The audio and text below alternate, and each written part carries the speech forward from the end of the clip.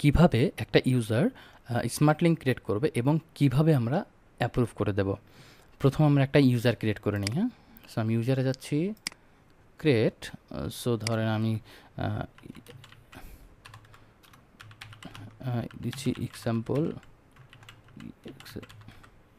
example@gmail.com। So Skype আমি এখানে দিচ্ছি হচ্ছে, টেলিগ্রাম দিয়ে ইচ্ছা মতো দিচ্ছি। হ্যাঁ, পাসওয়ার্ডই দিচ্ছি। এখানে অটো ইনভয়েস জেনারেট, সো আমি এখানে নো দিয়ে দিচ্ছি, কারণ স্পেশালি যখন একটা ইউজার ঢুকবে তখন তার ট্রাফিক পরীক্ষা না করে আমি অটো ইনভয়েস করবো না। সো আমি ক্রিয়েট দিচ্ছি। সো ক্রিয়েট হয়ে গেল। তো আমরা যেটা করবো এখানে লগ ইন করবো। সো ইউজারটা লগ ইন হয়ে গেল। এখন আমাদের যেটা দরকার সেটা হচ্ছে স্মার্ট লিঙ্ক। এইখানে গিয়ে আমাকে যেটা করতে হবে, ক্রিয়েট করতে হবে একটা ইউজার যেটা করবে। হ্যাঁ, তার স্মার্ট লিঙ্কের নেম দিল। হ্যাঁ, ধরেন আমার নাম দিলাম হচ্ছে, আমার নাম দিয়ে স্মার্ট লিঙ্ক লিখে দিলাম।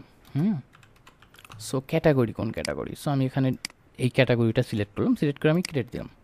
ক্রিয়েট দেওয়ার পর স্মার্ট লিঙ্কটা পেন্ডিংয়ে থেকে যাবে।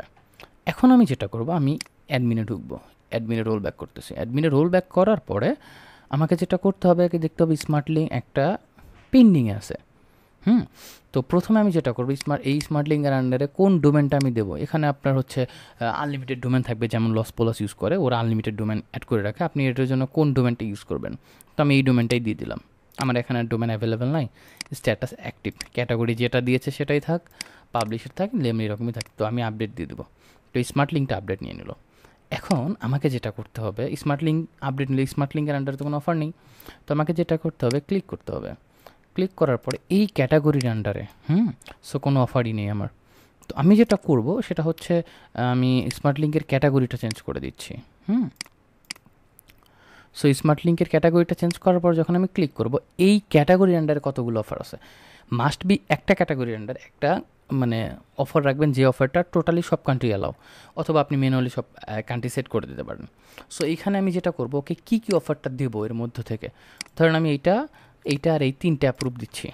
এই 3টা চালানোর পরে যদি মনে করি তার ট্রাফিক ভালো বা অ্যাডভার্টাইজার থেকে কোনো গুড ফিডব্যাক আসে, তাহলে আমি অন্য অফার অ্যাপ্রুভ করে দেবো। এবং আর যেটা তুলে নেওয়ার দরকার সেটা আমি এখান থেকে তুলে নেবো। তো অ্যাপ্রুভ দিলাম। এখন মন চাইলে এখান থেকে যদি আমি এখানে আমি অ্যাপ্রুভ দিয়ে দিলাম।